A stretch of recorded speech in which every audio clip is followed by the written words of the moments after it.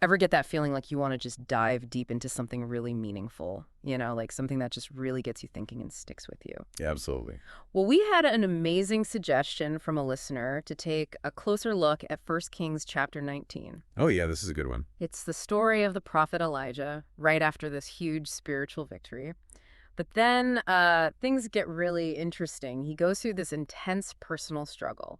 It's a great example of how, even after a big win, things can get pretty tough, and how we can find strength in those moments. Exactly. So we've got this incredible story from the Bible. We want to unpack it, see what we can learn from it, and really understand how it can strengthen our faith today. Sounds good to me. Okay, so to set the scene, Elijah has just defeated the prophets of Baal on Mount Carmel. It's this huge victory for God and his followers. It's a major turning point. He's basically shown everyone the power of the true God. Right. But then Queen Jezebel, who's not too happy about all this, threatens Elijah's life. Talk about a mood swing. Mhm. He goes from this incredible high to facing a very real threat. And that fear, it just takes over. He flees into the wilderness all the way to Yeah. Beersheba, and then he keeps going even further into this desolate wilderness all alone. It's like he's trying to get as far away from everything as possible. Yeah. And it's under this juniper tree in the middle of nowhere that he just completely breaks down. He's exhausted, scared, and just wants to give up. He even prays to God to just let him die. Wow, that's heavy. Yeah. It's hard to imagine being in that state of despair, especially after such a triumph. It is. It shows that even the strongest people of great faith, can struggle with doubt and fear. But here's where the story takes a really interesting turn. An angel appears to Elijah, not once, but twice. Oh, this is a powerful part. Yeah, the angel brings him food, cake baked on hot coals, and water, and tells him to eat and rest. It's like the angel saying, hey, you need to take care of yourself. And it's such an important lesson for us today, too, right? Sometimes we get so caught up in everything that we forget to take care of our basic needs, rest, food, all that. It's essential, especially when we're going through tough times. Absolutely. And the angel even says the journey is too great for you. You need to be strong for what's ahead. And it's that divine provision, that sustenance, that gives Elijah the strength to travel for 40 days and 40 nights to Horeb, the Mount of God. Yeah.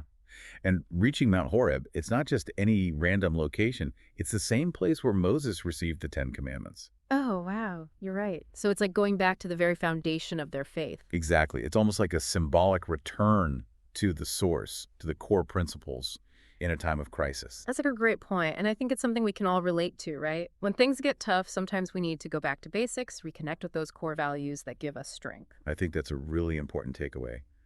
We all have those foundational things, whether it's faith, family, or something else that helps ground us when things feel shaky. So Elijah finally arrives at Mount Horeb, finds shelter in a cave, and then God appears to him. And the first thing God asks is, "What are you doing here, Elijah?" It's such a simple question, but it feels so profound. It is. And it's interesting how Elijah responds. He goes on this whole impassioned speech about how he's been zealous for the Lord, how the Israelites have abandoned God, torn down his altars, killed his prophets. He even says, I alone am left and they seek my life to take it away. It's like he's so focused on the negative. He's feeling persecuted and alone. Yeah, and it's almost as if he's forgotten about that incredible victory on Mount Carmel, right? Yep. He's so caught up in his current struggle that he can't see the bigger picture. It's very human, you know? Yeah. It's easy to get lost in our immediate circumstances and lose sight of the good things that have happened. Right, and then God tells Elijah to stand on the mountain. Yeah. And then all hell breaks loose. There's this powerful wind, a massive earthquake, and then a fire. It's like this overwhelming display of power. That's almost like you'd expect God to be present in one of those dramatic moments, right? Totally. But here's the twist. The text specifically says that God was not in the wind, not in the earthquake, and not in the fire. It's like setting us up for something completely different. And then, after all that chaos, there's this still small voice.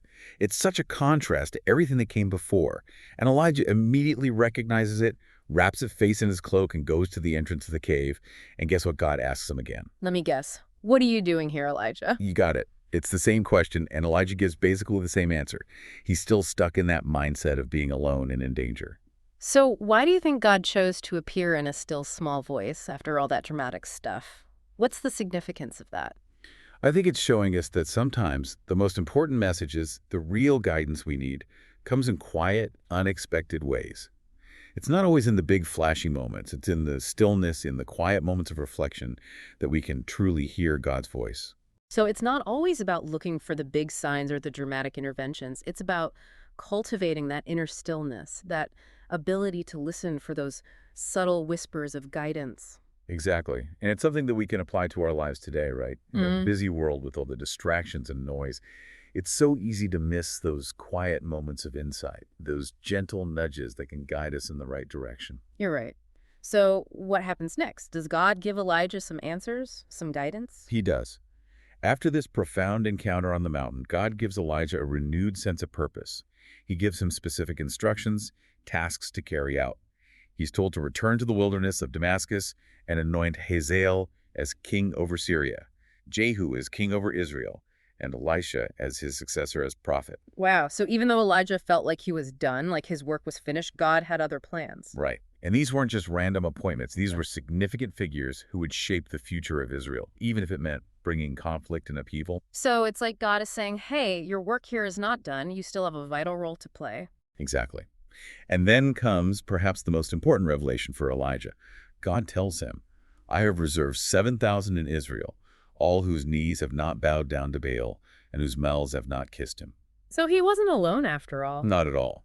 This revelation completely shatters Elijah's belief that he was the only one left who was faithful to God. It shows that even when we feel completely isolated in our beliefs or struggles, there's often a larger community out there that we're not even aware of. It's a powerful reminder that we're not alone in our faith, and that even when we feel like we're the only ones, there are others who share our values and beliefs. Absolutely. And this leads to the calling of Elisha, Elijah's successor. Elijah finds Elisha plowing a field with 12 yoke of oxen, which shows he's a man of some wealth and status. And Elijah simply walks by and casts his mantle upon him, symbolically passing on the prophetic calling. What a dramatic gesture. And how does Elisha react? He doesn't hesitate at all. He leaves everything behind and runs after Elijah. He only asks for permission to say goodbye to his parents. And what does Elijah say to that? He says, go back. What have I done to you? It's not a refusal, but it's almost like a challenge. Like he's saying, are you sure you understand what you're getting into? It's like a test of his commitment. Exactly. And Elisha passes the test with flying colors. He doesn't just say goodbye to his parents. He slaughters his oxen, uses the plowing equipment to cook their meat, and throws a feast for his community before following Elijah and becoming his disciple. Wow, talk about burning bridges. He's completely committed to his new calling. Absolutely. Yeah, and this whole interaction highlights the importance of mentorship and passing on the torch to the next generation. Yeah. Elijah wasn't meant to be the only one. He was tasked with preparing someone else to carry on his work. And I think that's something that's so important in every aspect of life, right? Whether it's in our families, our careers, or our communities, we need to invest in others, mentor them, and prepare them to carry on the things that are important to us. It's about building a legacy that extends beyond our own individual lives. So as we wrap up this deep dive into 1 Kings 19, what are some of the key takeaways that stand out to you? For me, it's this amazing portrayal of God's care for us, even in our darkest moments. You know, how he provides for us, guides us, and gives us a renewed sense of purpose, even when we feel lost and alone. It's a powerful reminder that we're never truly alone in our struggles. God is always with us, even when we don't feel his presence. It's also a call to cultivate that inner stillness, that ability to listen for God's voice in the quiet moments, rather than always expecting the big dramatic signs. Absolutely.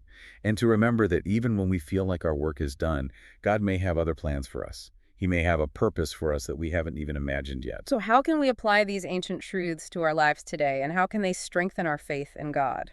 I think Elijah's story offers us a profound sense of comfort and hope during our own personal struggles. It reminds us that even when we feel overwhelmed and exhausted, God sees us, cares for us, and will provide for our needs. It also highlights the importance of seeking spiritual rest and renewal, of taking time to reconnect with God and recharge our spiritual batteries. We live in such a busy, demanding world that it's easy to neglect our spiritual well-being. But taking that time for quiet reflection and prayer is essential for our faith journey. It is. And as we go about our day, we should be mindful of God's presence in our lives. We should listen for that still small voice amidst the noise and distractions of our daily routines. We should also remember that we're not alone in our faith. There are countless others who share our beliefs and values, even when it feels like we're the only ones. And we should always be open to God's guidance, to the possibility that He may have a purpose for us that we haven't even discovered yet. So as you go about your day-to-day, I encourage you to take a moment to listen for that still small voice in your own life. What subtle guidance might you be overlooking? What juniper tree moments might benefit from a time of rest and renewal? Those are powerful questions, and I think we can all benefit from taking some time to reflect on them. Thanks for joining us today. It's been a pleasure.